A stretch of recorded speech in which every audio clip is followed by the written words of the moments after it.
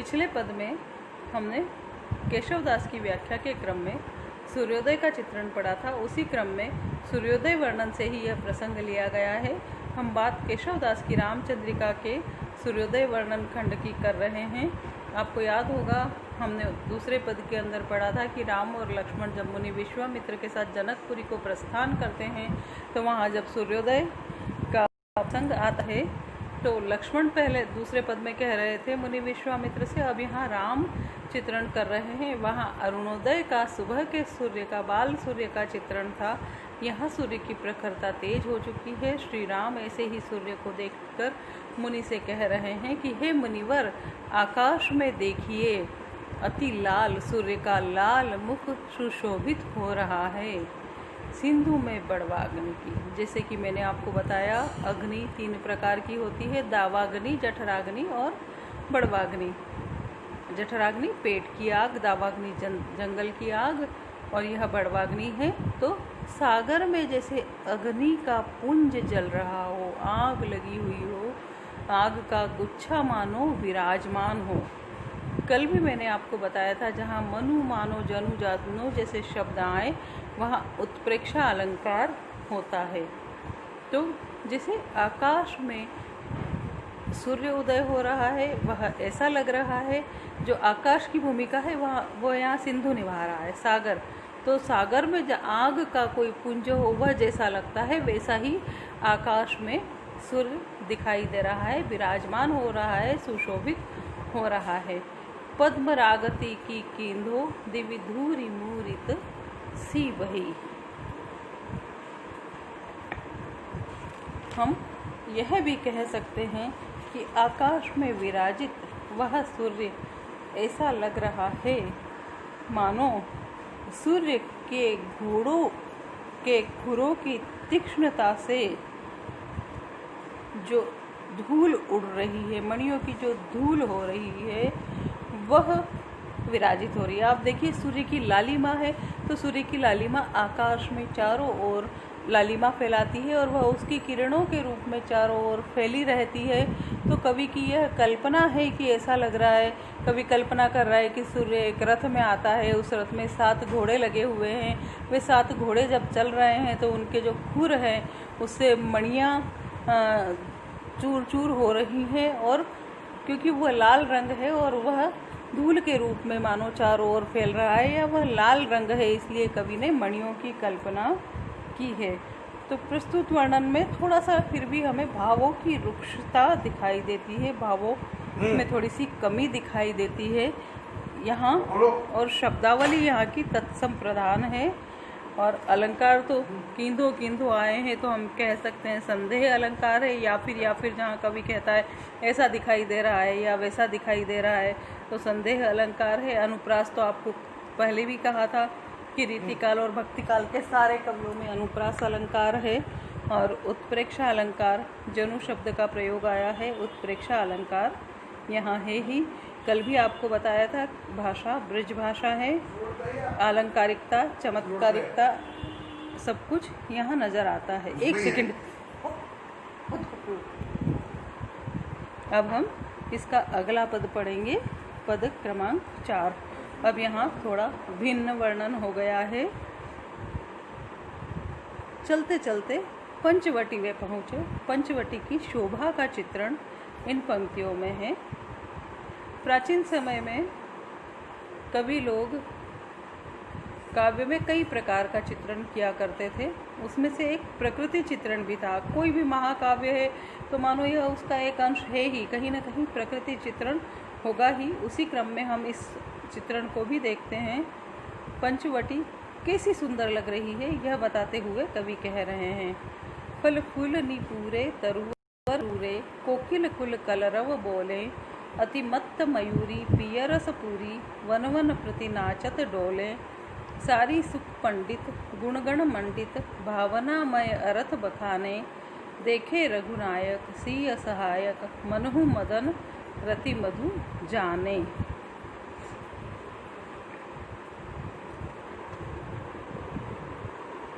रामचंद्रिका, केशवदास और उनका पंचवटी वर्णन, ये याद रखना आवश्यक होगा प्रस्तुत अंश का संदर्भ लिखने के लिए, प्रसंग लिखने के लिए पंचवटी की शोभा का वर्णन कवि इन पंक्तियों में कर रहा है।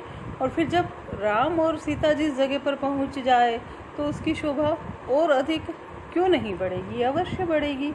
तो इसी बात को इंगित करते हुए कवि इस अंश में कह रहा है, फल फूलनी पूरे पंचवटी जो है फलों से फूलों से पूरित है, माने वहाँ फलों के भी वृक्ष लग रहे हैं, भांति भांति के कलर कलर के सुंदर सुंदर फूल, सुगंधित फूल वहाँ, पुष्प वहाँ खिल रहे हैं, तरुवर रूरे अनेक वृक्ष वहाँ लगे हुए हैं और सभी वृक्षों पर फल फूल पूरी तरह से भरे हुए हैं। कोकिल कुल कलरव बोले, और जब इतने सारे वृक्ष होंगे, प्रकृति का सुंदर दृश्य होगा, तो पक्षियों का समूह भी स्वाभाविक रूप से वहाँ विराजमान होगा। कोकिल कुल, कोयल का समूह कलरव कर रहा है। कलरव माने मीठी वाणी, जो मधुर लगती है, आवाज़ जो हमें मधुर लगती है। तो कोयल की कुहू कुहू की मधुर ध्वनि वहाँ गुंजायमान हो रही है। इसके आगे हम देखते हैं कवि कह रहा है, और भी अधिक सुंदर चित्रण करते हुए, अति मत्त मयूरी पियरस पूरी वन वन प्रति नाचत डोले। मोरनी है वह भी अति मत्त माने मद मस्त होकर, पियरस पूरी श्रृंगारिक भावों से युक्त होकर, वन वन प्रति नाचत डोले, वन में इधर उधर नृत्य करती हुई घूम रही है, नाचती हुई घूम रही है और अपने पंख फैलाकर अपने मन का आनंद वह व्यक्त कर रही है। सारी सुख पंडित, तोता और मैना पंडित है। पंडित है कैसे? गुण गण मंडित भावनामय अर्थ बखाने। जो मनुष्य बोलते हैं अच्छी वाणी अच्छे शब्द, वो तो ये बोल ही रहे हैं और उनका जो अर्थ निकलता है उसका भी वे बखान कर रहे हैं। तो मानो पंचवटी में तोता और मैना साक्षात पंडितों का ही अनुकरण कर रहे हैं, पंडित ही बने हुए हैं। अब ये तो हुई प्रकृति की बात। इस प्रकृति में जब राम और सीता जब विराजमान है, जब वहाँ जा रहे हैं, गमन कर रहे हैं, तो कैसा लग रहा है? कवि कह रहा है, देखे रघुनायक सीय सहायक मनहु मदन रति मधु जाने। राम और उनके साथ चलती हुई सीता ऐसे सुंदर लग रहे हैं मानो साक्षात कामदेव रति के साथ वहाँ विराजमान हैं। राम और सीता की उपस्थिति से पंचवटी की शोभा और अधिक बढ़ गई है और चारों ओर सर्वत्र आनंद ही आनंद व्याप्त है। तो जब हम देख सकते हैं कि इन पंक्तियों में फलों और फल और फूल से वृक्ष परिपूरित है, इसका मतलब सीधा स्वाभाविक है कि बसंत की ऋतु है, नायक और नायिका है, कामदेव और रति के समान लग रहे हैं। तो इन पंक्तियों में श्रृंगार रस का चित्रण हुआ है, जिसका स्थायी भाव रति है। अनुप्रास अलंकार, उत्प्रेक्षा अलंकार, ये सब यहाँ विराजमान हैं। और कभी कभी ऐसा लगता है कि जहाँ हमें अलंकारों के माध्यम से एक मधुरता और कोमलता उतनी अधिक नहीं दिखाई देती है जितनी दिखाई देनी चाहिए, तो फिर कभी कभी सही ही लगता है कि कवि केशव को लोग आचार्यगण कठिन काव्य का प्रेत कहते हैं। माने वो अलंकार प्रियता कभी कभी नुकसानदेह भी हो जाती है, ऐसा इस पद में दृष्टिगोचर होता है। अब अगला पद है, बड़ा ही सुंदर पद है, इसे हम पढ़ते हैं। और आप देखिए, अभी अभी मैंने कहा कि अलंकार प्रियता कभी कभी बुरी लगती है, लेकिन ये जो पद है इसमें जिस तरह से कवि ने अनुप्रास के माध्यम से ध्वन्यात्मकता उत्पन्न की, ऐसा लगता है झन झन झन झन एक ध्वनि उत्पन्न हो रही है, संगीतात्मकता, लय, ताल सब कुछ पैदा हो रहा है इस पद को पढ़ने से। बड़ा ही सुंदर प्रयोग करते हुए कवि इस पद का चित्रण कर रहा है। सुनिए। सब जाति फटी दुख की दुपटी, कपटी न रहे जहाँ एक घटी, निघटी रुचि मिचु घटी हूँ घटी, जग जीव जती न की छूटी तटी, अग ओघ की बेरी कटी बिकटी, निकटी प्रकटी गुरु ज्ञान गटी, चहु और नाचत मुक्ति नटी, गुण धूर जटी वन पंचवटी। मुझे नहीं लगता कि अनुप्रास का इससे सुंदर उदाहरण कहीं आपको कोई देखने को मिलेगा। हम पद की व्याख्या देखते हैं। पंचवटी का ही चित्रण आगे है। कवि कह रहा है, उसकी प्राकृतिक सुषमा का वर्णन करते हुए, उसकी तुलना शिवजी से करते हुए, किस प्रकार से प्रकृति का चित्रण और शिवजी से तुलना सुनने में थोड़ा अस्वाभाविक लगता है, लेकिन जब हम इसका अर्थ पढ़ेंगे, इसकी व्याख्या देखेंगे तो हमें लगेगा कि वास्तव में सही ही है। सब जाति फटी, इसमें प्रवेश करने से ही दुख की दुपट्टी, सबकी दुख की दुपट्टी फट जाती है, माने सबके दुख समाप्त हो जाते हैं। माने मन इतना परिवर्तित हो जाता है, हृदय में प्राकृतिक सौंदर्य की सुषमा इतनी व्याप्त हो जाती है कि मनुष्य अपने दुखों को भूल जाता है। कपटी न रहे जहाँ एक घटी, और जो कपटी व्यक्ति होता है, जिसके मन में छल कपट होता है, या तो वो उस वन में प्रवेश ही नहीं कर पाता है, एक पल को रहे ही नहीं पाता है, या फिर हम इसकी व्याख्या यूँ भी कर सकते हैं कि कोई व्यक्ति अगर वहाँ जा रहा है और उसके मन में छल कपट है, तो इस प्राकृतिक सुषमा के कारण उसके मन का वह छल कपट भी विलुप्त हो जाता है। निगटी रुचि मीचु घटी हूँ घटी, जग जीव जतीन की छूटी तटी। और यहाँ जाने से क्या होता है, मानव का मन एकदम शुद्ध हो जाता है, पवित्र हो जाता है, मन से छल कपट निकल जाता है। और जिस प्रकार से एक बार कोई व्यक्ति शिव के दर्शन पा लेता है, तो फिर मुक्ति की भी कोई कामना उसके मन में नहीं होती, क्योंकि कुछ पाने की चाह ही शेष नहीं होती है।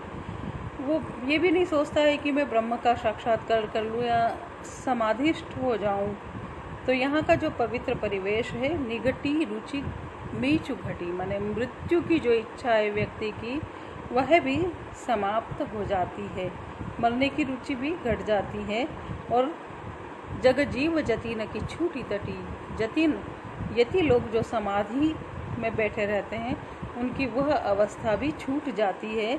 पंचवटी के प्राकृतिक सौंदर्य को देखकर मनुष्य की भौतिक कामनाएं तो दूर होती ही होती है, आध्यात्मिक कामना भी कम हो जाती है। इसके बाद हम आगे कह सकते हैं, अग ओघ की बेरी कटी, बिकटी निकटी प्रकटी, गुरु ज्ञान गटी।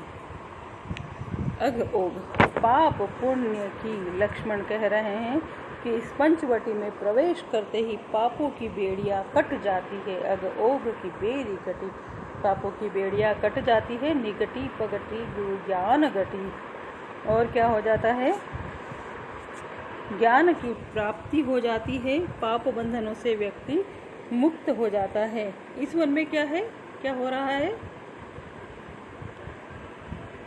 चहु और नाचती मुक्ति नटी, गुण धूर जटी वन पंचवटी।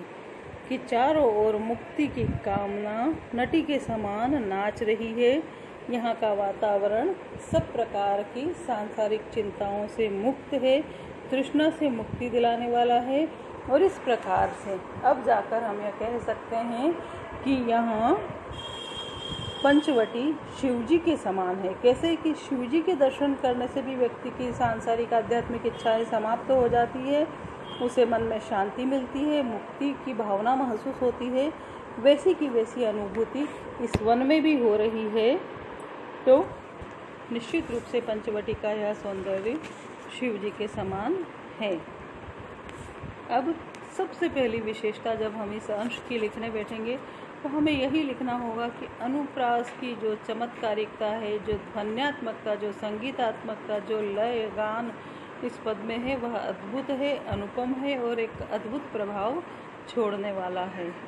अनुप्रास और यमक अलंकार का विशेष प्रयोग यहाँ द्रष्टव्य है, दर्शनीय है। और प्रकृति की शोभा का जो भगवान से तुलना करते हुए चित्रण है, वह भी अद्भुत है। बाकी तो सब विशेषताएं वही की वही। रस की दृष्टि से अगर हम देखें तो कुछ शांत रस का ही प्रभाव दिखाई देता है, जिसका स्थायी भाव निर्वेद है। तो कुल मिलाकर यह जो पांचवा पद है कवि केशवदास का, यह अद्भुत है, अनुपम है। आपको याद होगा केशवदास के बारे में बात करते हैं जब हम, तो समय इनका भक्ति काल का, लेकिन काव्य इनका रीतिकाल का। कवि केशवदास ऐसे कुल में पैदा हुए थे, ये कहा जाता है कि वहाँ के सुख सारिकाएँ, माने वहाँ की तोता और मैना भी संस्कृत बोलते थे। तो ऐसे विद्वद जनों के घर में कवि केशव का जन्म हुआ। ये संस्कृत के प्रकांड पंडित थे और उस समय कविगण राजाओं के ऊपर भी अपने काव्य प्रतिभा का प्रभाव छोड़ना चाहते थे। तो स्वाभाविक है कि जब ऐसी कामना मन में होगी तो आलंकारिक तक तो काव्य में दिखाई देगी ही। इसके साथ साथ हम केशव के बारे में एक बात और यह भी जान लें तो उचित ही रहेगा कि उस समय में कुछ कवि ऐसे हुए थे जो आचार्य भी थे और कवि भी थे। आचार्य भी थे मतलब उन्होंने काव्य के लक्षणों के बारे में भी विस्तार से कहा है, जैसे छंद क्या होना चाहिए, छंद के कितने लक्षण होते हैं, कितने प्रकार के छंद होते हैं, या अलंकार कैसे होते हैं, काव्य में अलंकार होना चाहिए या नहीं। तो साहित्य शास्त्र संबंधी जो ग्रंथ लिखे हैं कवि केशव ऐसे ही कवि हैं जो आचार्य भी हैं और कवि भी हैं, माने इन्होंने लक्षण भी लिखे और फिर उन लक्षणों के रूप में उदाहरण भी लिखे, काव्य भी लिखा। तो इनकी कवि प्रिया, रसिक प्रिया, ये सब आचार्यत्व संबंधी ग्रंथ है। रामचंद्र का एक काव्य ग्रंथ है जिसमें उन ग्रंथों में लिखे हुए काव्य के लक्षणों को साकार रूप कवि केशव ने दिया है। तो इस प्रकार आज के इस व्याख्यान को हम यहीं समाप्त करते हैं। आप अपने फीडबैक व्हाट्सएप ग्रुप के माध्यम से मुझे दे सकते हैं। आपको व्याख्या समझ आ रही है या नहीं, या कहीं किसी पद की व्याख्या दोबारा समझने की आवश्यकता है, या आपको किसी संबंध में नोट्स चाहिए, आप व्हाट्सएप के द्वारा मुझे फीडबैक दे सकते हैं। बहुत आवश्यक हो तो आप कॉल भी कर सकते हैं ऑफिस टाइम में। मुझे आपकी जिज्ञासाओं को संतुष्ट करने में बड़ी प्रसन्नता होगी। इसके साथ साथ मैं यह भी कह दूं कि पिछले 5 व्याख्यान, 2 वीडियो और 3 PDF नोट्स, तो छठे दिन आपका सबका दिन होगा जिसमें उन 5 दिनों में पढ़ाए गए जो मैटर है उसमें से कुछ वस्तुनिष्ठ प्रश्न मैं बनाऊंगी, उसको आपको शेयर करूंगी और उसके जवाब आपको लिखकर भेजना है। यही कल का प्रोजेक्ट है, अगली क्लास का हमारा प्रोजेक्ट है। और आप सबसे यही कहना है कि कोरोना के इस समय में समय को व्यर्थ न जाने दें। कहते हैं ना, जो बुद्धिमान व्यक्ति होता है वह आपदा को भी अवसर के रूप में बदल देता है। तो ठीक है, यह कोरोना काल चल रहा है, हम कक्षाओं में नहीं जा रहे हैं या हम नहीं पढ़ रहे हैं, हम सामूहिक रूप से इकट्ठे नहीं हो रहे हैं, प्रत्यक्ष साक्षात्कार नहीं हो रहा है, लेकिन आप इस तरह से पढ़ने और लिखने का अभ्यास कर सकते हैं, अपने आप को, अपने समय का सदुपयोग कर सकते हैं। इसी आशा के साथ धन्यवाद।